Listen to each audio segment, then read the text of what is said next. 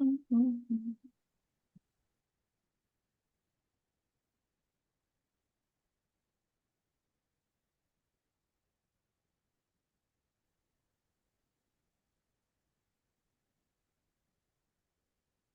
right, welcome everybody. Thanks for joining us today. Phil, if you want to go ahead and share your slides, and then I'll get on to introducing you.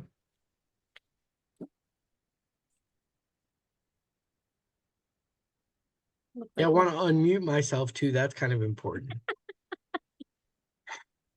It looks like we've got one participant that's still connecting to audio.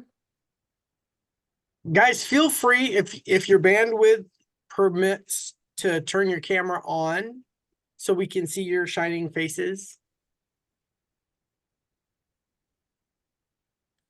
Yeah, your Wi-Fi's looking a lot better today, Phil, than it was last week.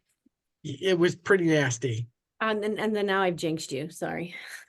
What, did I start breaking up now? No, now you will that I said that.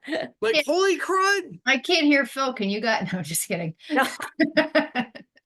All right, it looks like we've got Shannon with the audio now, so we can go ahead and get started. So welcome everyone, and happy Monday. I'm Meredith Melendez. I'm part of the Rutgers on-farm food safety team. And we've been running a series of webinars, lunchtime webinars, focusing on topics that we think are priority areas for farmers, regardless of size. Although this project is funded by a USDA NIFA grant that focuses on new and beginning farmers and food safety practices. So a reminder that this presentation is being recorded. You'll receive a link to this after the fact, so you could share it. It will end up living on our YouTube channel online, and all of that's accessible through our Rutgers on-farm food safety website. So I'm happy to introduce Phil Tocco. Phil is an extension educator from Michigan State University. He coordinates the produce safety program across Michigan. And works with a lot of varieties of growers on produce safety best practices. Many of the farms are pretty similar to the types of farms that we have in New Jersey. And Phil is a great educator specifically too on worker training, which is something that we as a team, and then I think nationally, extension educators have been focusing on because it is foundational to food safety on a farm. So welcome, Phil, and thank you. Phil's going to talk about retraining and upskilling workers on produce safety best practices. First off, I want to thank Meredith for the opportunity. This is an incredible, I love to speak, and I love getting the opportunity to speak to different growers because everybody has different challenges and problems. And so when Meredith asked me to do this, I was really excited about it. And I've gotten to do it 3 times, which is really nifty, and gotten to see 3 different groups of growers. So I'm interested to hear from you guys first, but curious, who are you? Where are you from? What do you grow? And what's your biggest worker training challenge? As Meredith said, I'm Phil Tocco. I'm from Michigan State. I don't grow anything. I'm a gardener. But my biggest worker training challenge is having my kids listen to me when it comes to picking garden produce and how to pick and washing your hands and all that stuff. So I'm curious about you guys and who you are and what. Jen, did you want to introduce yourself too? Yeah, I'll do this as a grower here. Okay. So my name's Jen Matthews. I am from Cape May, New Jersey. We grow about 45 different specialty crops on. We have a 12-acre farm in Cape May County, and by far my biggest worker training challenge is getting family members who are actually working on the farm to listen to anything and follow our procedures. So that's definitely the biggest challenge. Thanks, Jen. Wes, did you want to do it as a grower? Sure. Wes Klein. My wife has a 5-acre farm, excuse me, in southern New Jersey in Cumberland County. And we grow about the same probably number of crops that Jen does. And our biggest thing is reinforcing training doing training at the beginning of the year, and then things get lax as the year goes along, especially if there was a rush to get stuff harvested and need to do that retraining.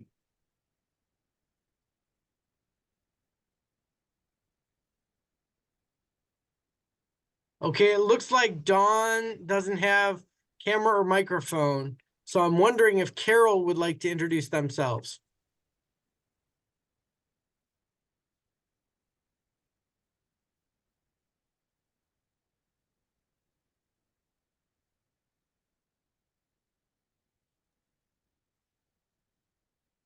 So we How have about- somebody joining Oh, us too. I just okay. let somebody in. How about Shannon, since Shannon looks like they're unmuted? Can you hear me? Yep. Okay. We're not a grower here. We're actually a broker. So we do a lot of repacking here. So I think the way that they log the repack and keeping track of lot numbers and things like that would be the biggest thing that we have a hard time getting them to do correctly. Okay, Florence is now on. Does Florence want to introduce themselves?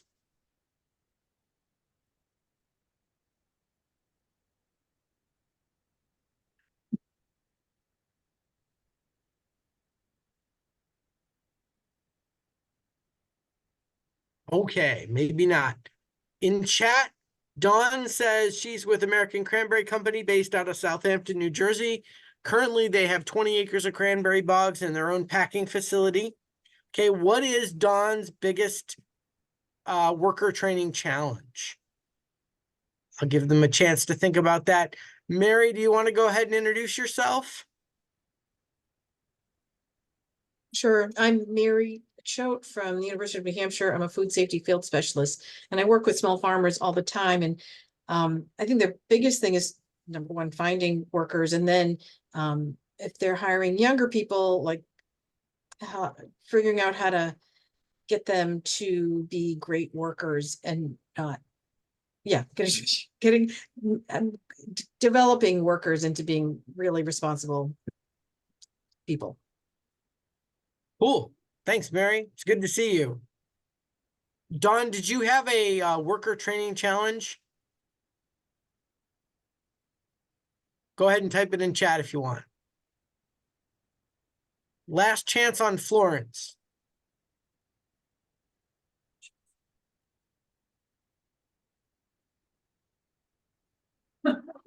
Okay, with that, we're going to go ahead and get started. Sorry. Yeah, I think it's important that we all introduce ourselves, if for no other reason than you know who's in the room, because sometimes some of the biggest assets and the biggest things that we learn about produce safety are from each other, not necessarily just from the person speaking. There's a lot to be shared and a lot to be learned as a group.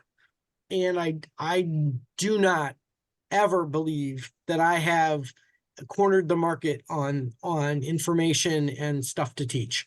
So everybody has experiences, and those experiences really lend. The more we share, the more we can, come together and learn from one another. That's really the goal of most of these, is to get like-minded people together. So with that, we're going to get started. I'm going to ask folks if they have themselves. So first off, at the end of this talk, we're going to hopefully get you understanding how to verify that your training's working. We're going to discern a little bit on what training is required for different employees, and then really develop a process for training the folks on your farm so that you have a good benchmark going forward, so that you can not only have documentation, but then be able to track it over time and figure out whether or not what you're doing is working, and adjusting things as necessary when it doesn't work. So those things are pretty important. Now, we're going to build a training plan over the course of the next half hour or so. What I want everyone to do, you probably were notified when you got a letter from Jen or Meredith in your email inbox about making sure you had a blank sheet of paper. So I want you to make sure you have your blank sheet of paper here, and then I want you to fold it letter style, so it's like in thirds, like you would if you were writing a letter. and then keep that and a writing utensil handy, because you're going to be, over the next half hour or so, we're going to be creating a training plan on that piece of paper. And it's going to seem sort of skunk worksy. It's going to seem kind of rudimentary, but it definitely will do the job. And I think that's the most important thing, is to get started on having that documentation at hand. So again, you're folding it like you're for a letter into third, letter style, and then have it ready to roll. You can open it up again. So you should have 3 columns. And that's basically what we're looking at, is 3 columns. So with that, we're going to keep going. So the first question we have to ask ourselves and really put in on all of that, on that folded piece of paper, is who's responsible for produce safety on my farm? You could say, oh, yeah, it's me, and that's true. But my guess is that there's probably more people than just you that are involved with produce, who's more than just you are responsible for produce safety. So at the top of that first column, I want you to write the word who. So it looks like this. So I got who right at the top of my first column. Now I want you to think about all of those people. Anybody that touches produce? What's that?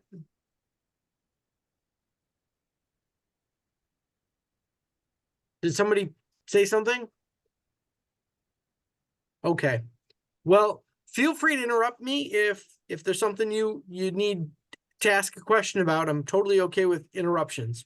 I just wasn't sure what that was. But so at the first column, writing who at the top, think about those folks that touch produce, anybody that moves food contact surfaces, anyone, and think about them in terms of their job classification. You might have pesticide applicators. You might have crop scouts. You might have graders, truck operators, supervisors, harvest workers, all that kind of stuff. So write down those people in that first column. I'm going to give you a minute or so. And the other thing to think about is, there's a lot of folks, like in an apple orchard, there's usually a guy who's in charge of moving the apple boxes out of the field into storage. And a lot of times that guy, he'll be driving a tractor and hauling those boxes behind. And occasionally he'll get out and he'll use his hand, or she'll use their hand to spread out the top of the apple boxes. That's somebody that touches food contact, or that touches produce, even though they may not think about touching produce. If you got a mechanic, when something breaks down and it needs to be fixed, let's say you've got a harvester, and that harvester is going to be that repair person is touching parts that are going to be touching the berries. If you're talking about a blueberry harvester, those are food contact surfaces. So be thoughtful about even some of the ones that are a little bit outside of the scope that you wouldn't ordinarily think about. Okay. So I'll give you just a few more seconds to write those folks down who need training in that first column. So now that we know who needs training, now we need to think about what you want those folks to do. And really, so in the second column, writing down the word what as a top is like just saying what on there. And maybe even putting it as a question mark. So you're thinking, okay, so what are the things that each of those groups need knowledge-wise? What do they need to do? Okay, we're going to focus on behaviors. We're not going to focus on understanding or information, but on what behaviors do they need to do for each of their job classifications. So thinking about those critical behaviors is really, really important. You may be audited for a gap Primus audit, for instance, and you may need to meet pesticide requirements that are built into those Primus requirements. There may be skills that your farm workers need to do in order to meet those pesticide requirements. You might have sustainability requirements that necessitate your farm workers and your supervisors to act certain ways.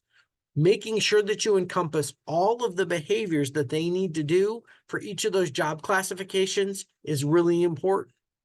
It may be that you just need to have your farm workers meet visible produce safety rule requirements. That's fine too. Having all of those together and writing them in that second column is really, really important. So there is something in chat. Bruce. Okay. I assume we got a new person, Bruce. Okay. So Bruce, right now what we're doing is we're putting together a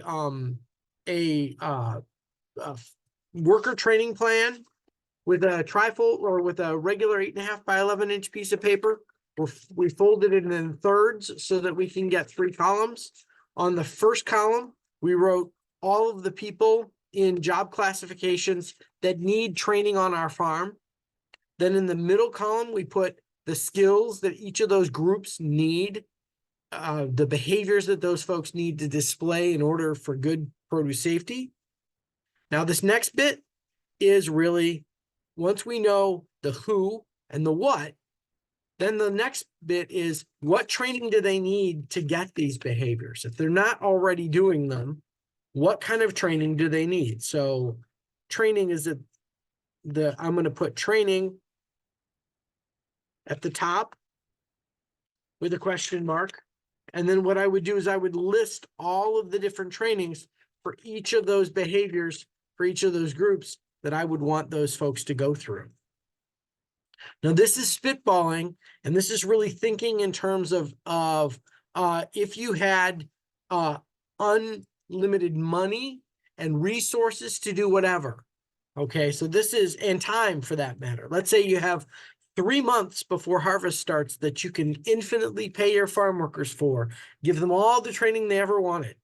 I realize it doesn't happen that way, but start with the ideal, and then we'll start honing it down.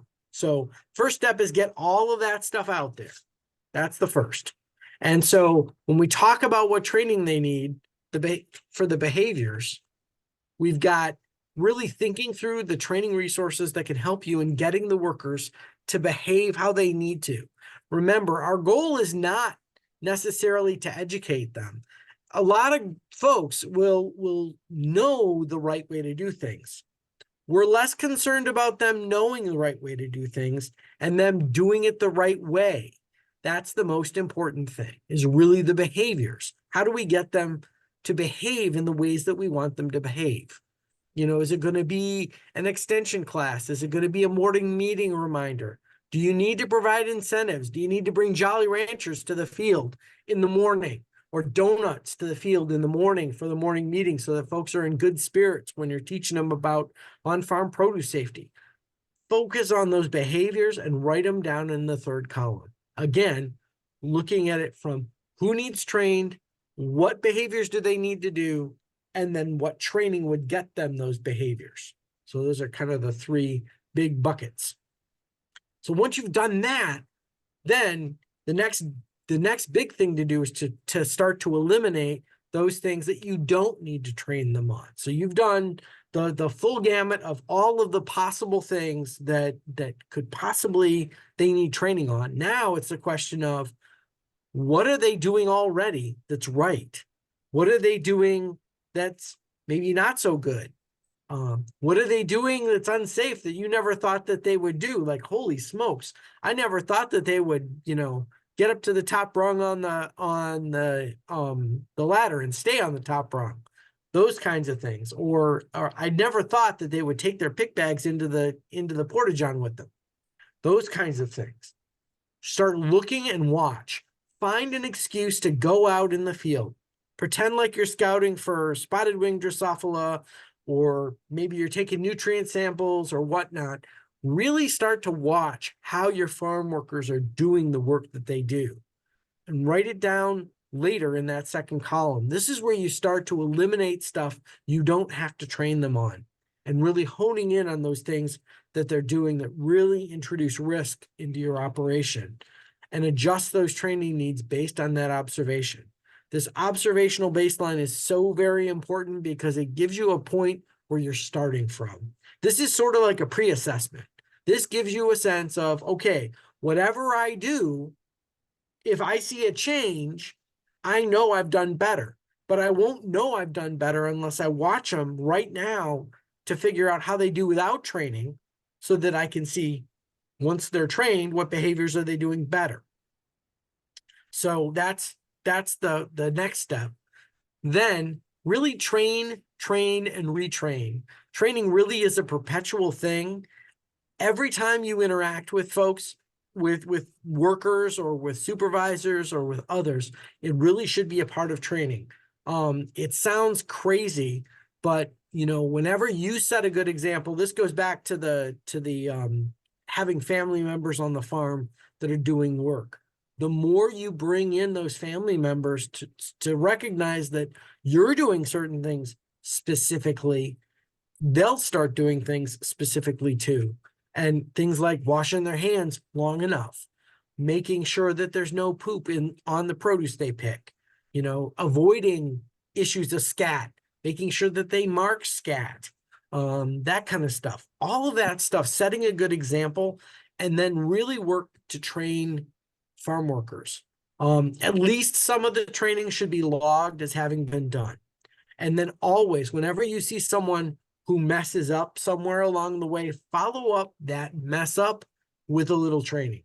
It's always important, because we usually think of training as being, we're all going to sit down together for 30 minutes or 20 minutes or 15 minutes, and we're going to watch a video, or we're going to talk about produce safety. It really needs to be much more perpetual than that. Yes, we need that 30-minute sit down talking about produce safety, but we also need regular reinforcements. You folks probably have a morning meeting with all of your work crews. Even kids, you probably have a morning meeting with the kids about what you are and aren't going to do. In those situations, you want to make sure that you maybe reinforce. If you're telling them where they're going to pick in the morning, or what grade they're going to pick to, or those kinds of things, inserting a little quick reminder to wash their hands or a reminder to pay attention to scat is also really important. So we got 2 additional folks that have popped in. Not only has Bruce popped in, but Phillip's farm has popped in. Bruce, do you want to introduce yourself? Yeah. Bruce You loves can our run- webinars. You can run, but you can't hide. I can't tell if my audio is on or not. It's on. You're good. Oh, there you go. Yeah. Bruce Phillips with Joseph J. White, cranberry production, Burlington County. I've been doing food safety now for we're going on 6 years. Cool. So I assume you're Thank also Phillip's farm, yes? No, different farm. Oh, goodness. No, Okay. I work for Joseph J. White. Okay. Gotcha. Okay, Phillip's farm, do you want to introduce yourself?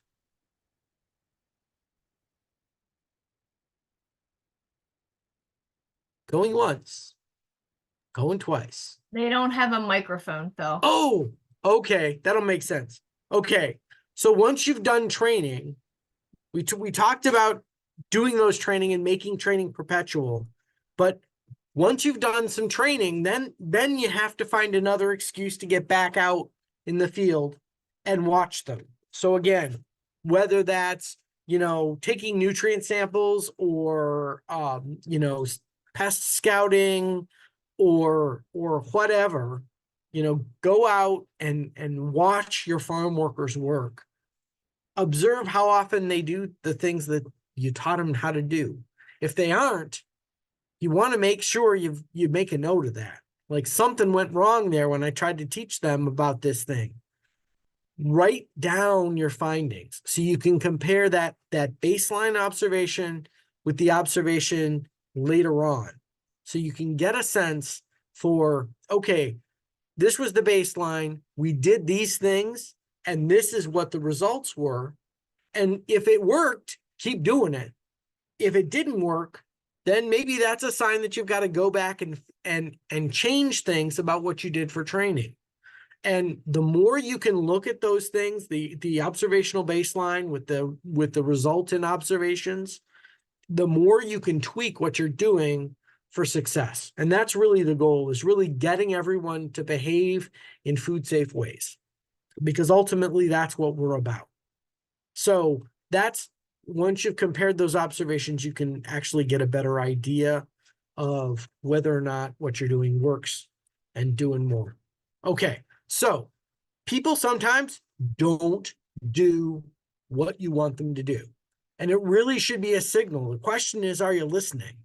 Non-compliance is something that everybody has to deal with. And there's usually one of three things that it comes down to. Are the right tools in place? Are the tools in the right places? And then do employees have the right training? I don't know if folks have ever tried to wash their hands at a portable hand wash station in the middle of October for a lot of apple harvest. We have apple harvest that goes into almost November in Michigan, and it's cold here. It's even colder than it is in New Jersey in late October and early November. And if you've ever washed your hands with unheated water outside of a porta-john in the field, it's really cold. And sometimes not having warm water makes that challenging, makes people unwilling to wash their hands. In the same respect, if there is if you've got a porta-john and you want people to use the porta-john and you've got it on a trailer, and that trailer is really, really tippy so that people can't get on the trailer without feeling wobbly, they're not going to maybe want to use that porta-john. So thinking about having the right tools in place are really important. Having tools in the right places are another issue. If you don't have a pencil right where you need it, right when you need it, you're not necessarily going to always keep records. If you have to walk 3/4 of a mile to get back to a porta-john or a toilet, and you're being paid by the piece or paid by the piece, you're not going to want to take time out to do that.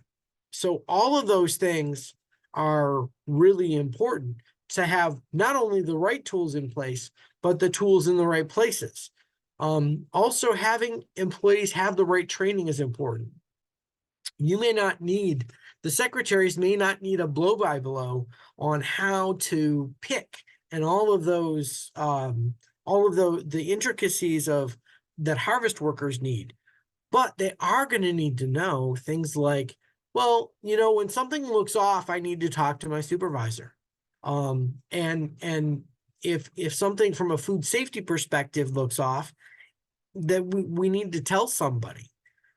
So understanding the right training for each role and the right behaviors you want each of those individual roles to have is really important. The more you think about it, like now, when things aren't crazy busy, the more likely you're going to have success when things are crazy busy. So it's important to think through those things.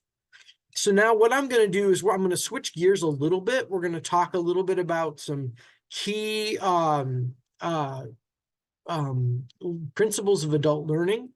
And there's really 4 concepts we're going to talk about. The first one, so there's this fancy term called andragogy, and that's a fancy term for adult education. And there's this guy by the name of Malcolm Knowles who came up with these concepts. And I'm going to try and break them down and then give you some produce safety examples of how to apply these concepts to your produce safety work that you do. So the first of the Knowles 4 concepts is adults need to be involved in the planning and evaluation of their instruction. Then experience provides the basis for learning activities is another powerful concept. Adults are more interested in learning subjects that have immediate relevance is a third concept of andragogy. And then finally, adult learning being problem-centered is a much more better way to focus the education than content orientation. So we'll get into each of these in depth now. So the first concept was adult involvement in education. So involving farm workers in planning and evaluation is really, really important. The more they can feel invested in their own education, the more likely they are going to be to retain the information, internalize the information, and make positive changes with respect to their own doing of things. Good example is if anyone's ever seen a glow germ evaluation, the idea of having glow germ on your hands, there's this powder that you can stick on your hands that you can hold up with you can hold a black light to and it'll light up. Whoop, I'm jumping around. So what you can do is give everyone a bit of glow germ on their hands and then show that it lights up under a black light, and then have them go wash their hands and see how much of that powder, that glow germ powder, was retained on their hands after they're done washing. This gives them visual cues on how well or how poorly they did at washing their hands. I also give a similar, I do a similar exercise with folks when I'm talking about whether or not they should use soap or they should dry their hands. Or why they should use hand sanitizer versus washing their hands. If you put glow germ on your hands and you tell someone, okay, we're going to have you just use hand sanitizer. And then you put glow germ on another person's hands and say, we want you to wash your hands without soap. And then a third person, you put glow germ on their hands and say, we want you to go wash your hands, but use soap and water, so that they've done all three. And then you compare the results for each of the three so that they can then see when we just use hand sanitizer, it really doesn't get rid of that stuff at all. But when we use just water, we get rid of some of it. And when we use soap and water, we get rid of the most of it. So they get a sense for the different practices and how they work. So in general, empowering them to take an active part in their education helps to make it more real and helps them retain the information better. So experience is another really good thing to call on with respect to adults, because adults never come to a program with no experience. You know, if you're talking about farm workers, they've usually worked on another farm. They've usually been on another farm picking. So you can call them, like basically call up their experience and have them share their experiences on other farms and what they should do with respect to on-farm produce safety. Also, mistakes really motivate learning. Talking to farm workers about stories for when they've had foodborne illness, how bad they felt, how difficult it was to work. All of those things are important things to draw on when you're trying to teach people. It also helps them to feel like you see them as people, which is pretty important too. So that's using experience as a basis of learning. Has anyone used experience as a basis of learning with their farm workers? Anybody?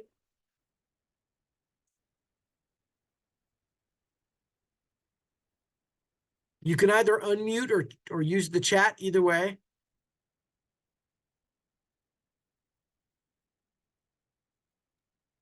Hey, Phil, what Sure. kind of a devil's advocate of that? What if you get somebody that's like, well, I've been doing it this way for so many years and I haven't killed anybody yet or something I've never heard that before. Right, sure. Never.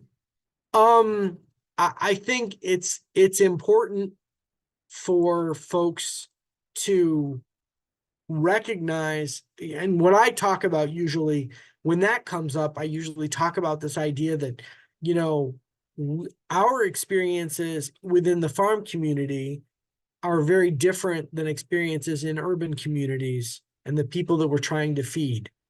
If we're sending food into a farmer's market, typically people are shopping looking for organic produce or fresh produce at a farmer's market because they want to become more healthy, which usually means they're not terribly healthy to start with, that they may be immune compromised. I talk to people about the fact that older people tend to get sicker than younger people, and that a lot of our urban clientele may never have been around some of the bugs that we are constantly sort of bathed in, if you will. There's a lot of, you think about people, not only are they drinking chlorinated water all the time, but they're also never going outside or seldom playing in the dirt. Most folks that do any kind of agriculture have eaten dirt at least a couple times in a year. Folks from an urban environment, I bet I can count on one hand the number of times they've eaten dirt over the course of, say, 10 years. So really driving home the point that we may be okay, but we don't always know if the other people are okay. And then talking to that person about asking them, okay, they may not have ever made anyone sick, but asking them, have they ever had food poisoning? Have they ever had diarrhea? And you can go into detail. Have you ever had explosive diarrhea? And then say, did you tell anybody about that? And all of a sudden it's like, oh, so maybe they wouldn't have told me about, the time that they got sick with my produce, kind of thing. I think those are ways to sort of combat some of that talk. Does that help? Okay. So, yeah, Okay. go ahead. Phil, I was just going to add another thing to throw in the mix of why food safety is a good idea, besides keeping people from getting foodborne illness. When you're washing your hands, you're removing not only bad bacteria that make people sick, but you're removing yeasts and molds and spoilage organisms, which can make the produce last longer, have a longer shelf. Absolutely. Absolutely. Yeah, that is an important point, Mary. And that's certainly true of a post-harvest wash step for sure. All right. So then the next bit is really talking about immediate relevance, giving training to folks immediately when they're going to use it tends to be more impactful than giving it to them like at the beginning of the season when they're maybe not ready to use it. And a good example for this is really talking about wildlife contamination and their response to wildlife contamination right before harvest begins. I've heard this done. One farm that I was on, a carrot farm, they usually use a poop pillow and they throw the poop pillow out into the carrot field. And then they have the farm workers go find the poop pillow and talk through what kind of a post-harvest or a harvest buffer zone they're going to put around that poop pillow. And it really helps, again, drive the point home at the time right before they're starting to harvest, drives that point home that this is a practice we need to do, and we learned about it today, or it was reinforced today, and we're going to be harvesting today. So when we see poop, there's a response that needs to be done. We need to have a response. And these are the ways that we can respond to that. I often talk about that morning meeting, and that this is, again, another one of those times where reinforcing just a really basic food safety concept, like, you know what? If you see poopy produce, leave it alone. Don't pick poopy produce. If you see poop in your in a bucket or a pick bag or an apple box or anything like that, a lug, don't put produce in it. Leave it alone. Get a new one. So to help them understand that this stuff is important. And again, not 15 minutes, 10 seconds, just one little message. It's kind of like being safe. Just be safe out there, kind of thing, just to give them a reinforcement every day. That's really important. The last concept is really problem-centered learning. And because adults are much more focused on a problem than the actual content. They really, in their minds, they have a problem that they want to solve, or you give them a problem that they need to solve, and then their brains will work on it with the information. And a really good example of this happened with Kyle Allgood, who's pictured in this slide. Kyle was 2 years old when his mom made him a smoothie out of spinach. And he drank the smoothie and contracted E. coli and got really sick to the point where he died. So this 2-year-old passed away on account of produce safety issues. It was E. coli, stuff that lives on us, stuff that lives in us, stuff that we shed. So it was brought up back in 2006 when the large-scale spinach outbreak happened that led to Kyle's death. After 2006, A lot of the trainers in and around the Salinas Valley talked about E. coli as being a major factor, and also talked about the fact that we shed E. coli. We shed a lot of these organisms that could have made Kyle sick. So as much as and then to reinforce that, they took a picture of Kyle Allgood and they hung it next to where folks wash their hands, so that when they saw the hand wash station, they saw Kyle's picture, that drove them more to wash their hands, because they realized these things have E. coli on them, and these things can transfer E. coli to everything we touch.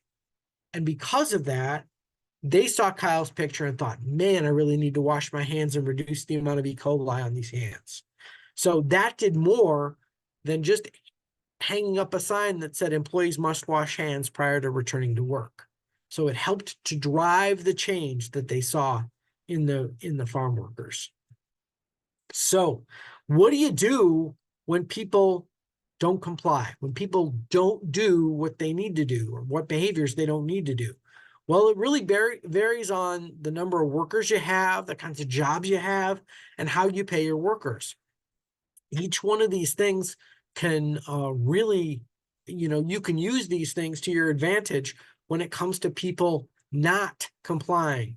So has anyone out there had a situation where their workers haven't done the right food safety stuff, or not complied with food safety, the best practices? You guys can come on unmute, really. I see Bruce typing. So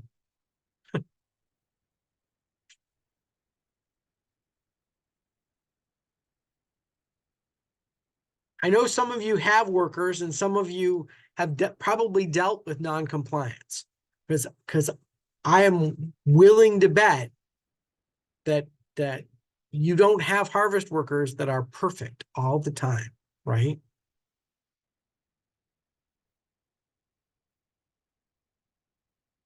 Okay, I got one in the chat.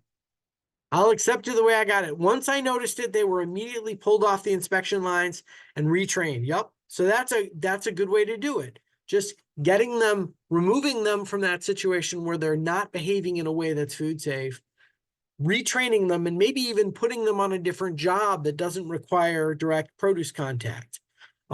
That's one way. Another way is if they're on piece rate and you move them to hourly rate, sometimes they can pick faster and make more on piece rate than they can on an hourly rate. So moving them to that hourly rate is in some ways a way to sort of penalize them without really penalizing them too much. And then, some people, obviously, if they're repeat offenders, and if you are lucky enough to have enough workers, being able to fire them is obviously a last resort, but one of those things where it's sort of in the toolbox.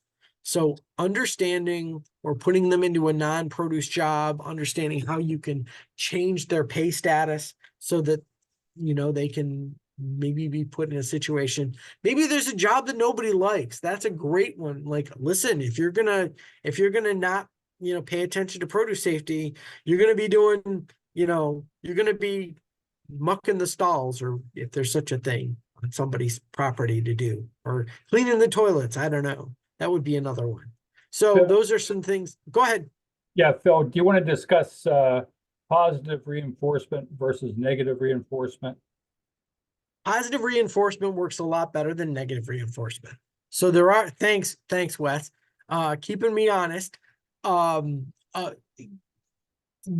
can do something like caught being good. So the idea of when you see someone doing the right thing, you reward them. A great, and that's something even to do during the morning meeting too, is call out the good behavior that you're seeing. If people are doing a good job, then definitely calling that out makes sense. And if there's one person who's done a really particularly good job of cleaning, let's say they were cleaning buckets, really holding them up that way, sort of like an employee of the month. those kinds of things are inexpensive ways to really help drive the point that you really believe in produce safety. And also, things like, and I've seen this with cleaning utensils. Pretty cleaning utensils get people more apt to clean. So the more you can make things pretty or nice or comfortable for them, the more likely they're gonna want to do things. Good example is if you've got yourself, I've heard of people who've gotten trailers and converted them to like break areas where they have the water, they have cubbies for the employees. As time goes on, let's say in the morning it's cold, but it gets warmer during the day, so they have a cubby for their stuff to put in, and this sets out at the field edge for folks to take breaks. It's covered so that when the sun gets hot, they have a shady place. Doing those good things to help promote them, making it inviting for them to do the right thing is sometimes just as important as having, dealing with non-compliance. Another good example, recognizing people by their names. I mean, farm workers they each have a name, and using those names when it comes to things like harvest knives, and if they've got a place to put their gloves, for instance, every night or whenever they take breaks, and it has their name on it. Those are ways to help really develop more of a buy-in on the part of your harvest workers. So, really doing those things is important. Does that help, Wes? Okay, just making sure. Thanks. Example, someone I've worked with in Maryland, what she does is she provides candy bars as a positive reinforcement. Someone does something out in the field, and that morning meeting or lunch meeting, she'll provide a candy bar and tell them why. Yeah.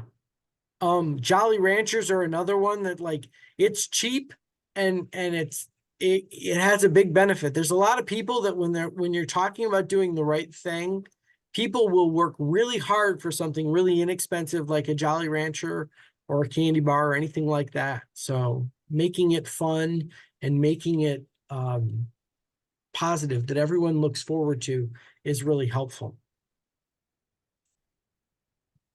All right, so just to review, we had 4 concepts of adult education, that involving students in their education, helping them learn from their own experience, teaching them something they can do right now, and then making that learning problem-centered. We also put together a training, basically a training guide or a training plan for each of you that was on earlier, and really think through the policy of what to do in the event if a farm worker chooses not to comply is really important to do in advance. Taking the time to put together that training plan now when things are not busy and the things that you want to see farm workers do, and then assessing how well they're doing it to start with, then once you do training, going back and assessing it again to see how well your training is working, and tweaking your training appropriately is really important to making it work and really, going forward and moving food safety forward on each of your farms. Does anyone have any questions? We have about 10 minutes for questions.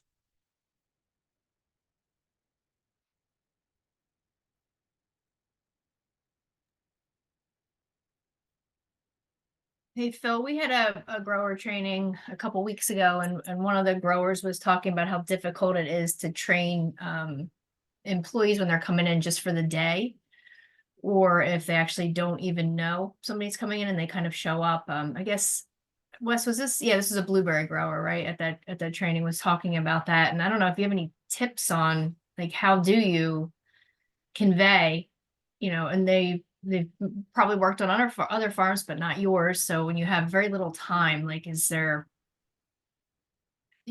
any pro tips you have for that? I think it was Meredith that was talking about this to me too. It was like, they could be laying drywall one day and now they're in my field picking blueberries. How am I going to do with that? day laborers are a really, I would think a particular challenge. You've got no real buy-in from them to start with. Like you may have a really solid team mentality around produce safety and around picking and around, bringing the harvest in and all of that, and still having, then this person comes in for the day and kind of sort of messes with that sort of overall feeling. So it's really challenging to think about that. I think having a set of like musts and shoulds ready for that person in multiple languages is a good idea. And really having some people almost like peer mentors that are on the farm worker that are paired with them, who are really good, maybe, who could talk them through regularly. Oh no, dude, it's break time. We're done with break. We got to go wash our hands. Those are some ways I think that you could maybe help address that, with Like as the a buddy system. right, Yeah, almost but I like a think buddy like system. Rewards for that like how is that person, that's additional responsibility that worker's Yeah. taken on. And if like I think I think it's either common that you have day laborers or it's not. Right. And so I love that idea of like a buddy or mentor system for that, but making sure that you're compensating people for that work, because Absolutely. that could be a pain in the neck. Oh, I bet. Hitting somebody is what it really is, right? Yeah. And Yeah. so If what's you're a gonna work? babysitter, you gotta. Yeah, how you gonna pick that person, and attitude's everything, I think, too. Right. Right. Yeah. And I just wanted to share, we have a farm worker texting service that is regional/national now. Basically it's a free it's a free service that a grower can sign up for, and the grower is given a number. All we take is your name and your email address, and we send you a number, and then you give that number to your farm workers, and your farm workers then sign up for it. And then when they get a text, they enter your farm number, and then we send you quarterly, we send you a report of all of the farm workers who've received texts, what those texts are. And so basically you have a record of training from us that they got a text. It is both in English and in Spanish using the same number, but texting capacitar is how we differentiate between the Spanish versus the English. So it's there. For more information, there's a QR code there. It's a really good thing. It's innocuous. The one for this week went out this morning at 11 o'clock Eastern. So we keep doing it once a week. So, and we keep, revising it and getting better with this. So it's out there. And it's free. And then this was I forgot to remove this. This is from last year. Never mind. Any other questions? Still going on. That's fine. Any other questions?